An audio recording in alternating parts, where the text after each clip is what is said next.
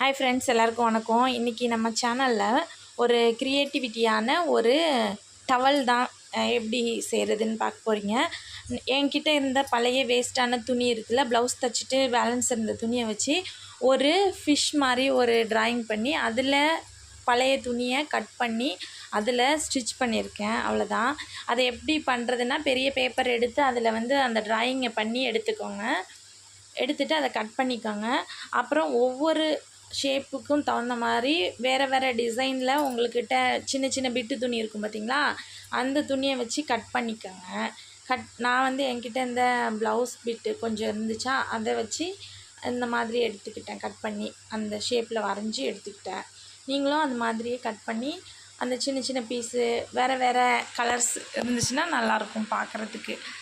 அந்த மாதிரி எடுத்துக்கிட்டு அதுக்கப்புறமா நான் என்ன பண்ணேன், இன்னொரு ப்ளவுஸோடதும் அதே மாதிரி இருந்துச்சு. நிறைய ப்ளவுஸ் பிட்டோடது தான் இதில் நான் வச்சு அட்டாச் பண்ணியிருக்கேன். உங்கள்கிட்ட என்ன துணி இருக்கோ அது அதை வச்சு நீங்கள் பயன்படுத்திக்கோங்க. சரி, அதே மாதிரி கட் பண்ணி எடுத்து முடித்தோடனே அந்தந்த ஷேப்பில் வச்சுட்டு அப்படியே மாறாமல் இருக்கிறதுக்காண்டி அடியில் ஒரு துணி, அதுதான் நமக்கு டவல் மாதிரி வச்சுக்க போகிறோம், அதில் ப்ளேஸ் பண்ணிடுங்க. அப்புறம் அதை பின் பண்ணிவிட்டு அப்படியே மிஷினில் ஸ்டிச் பண்ணி எடுத்துக்கோங்க. இது மாதிரி எடுத்துக்கிட்ட அப்புறம் நல்லா ஸ்டிச் பண்ணிக்கோங்க. 1க்கு 2 வாட்டி தையல் போட்டுக்கோங்க. இங்கே அந்தமானில் ஒரே மழை பெய்யுது ஃப்ரெண்ட்ஸ். அங்கே எப்படி இருக்குது? அப்புறம் இந்த துணியை தைச்சி எடுத்ததுக்கு அப்புறமா நான் இதில் கண்ணு போட்டால் நல்லா இருக்குமே அப்படின்னு நினச்சி 2 கண்ணு போட்டேன்.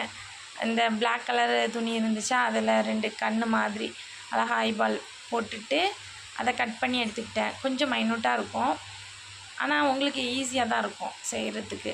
இன்ட்ரெஸ்ட்டோடு செய்யும்போது நமக்கு பெரிய காரியம் கூட சின்னதாக தெரியும்ல, அந்த மாதிரி எனக்கு இது ரொம்ப இன்ட்ரெஸ்ட்டாக இருந்துச்சு செய்யும்போது. உங்களுக்கு பிடிச்ச விஷயங்களை செய்யுங்க, அப்போ ரொம்ப இன்ட்ரெஸ்ட்டாக ஆகிடுவீங்க. அப்புறம் இது வரைஞ்சி அதை கட் பண்ணி அதை மிஷினில் வச்சு தைச்சிட்டேன்.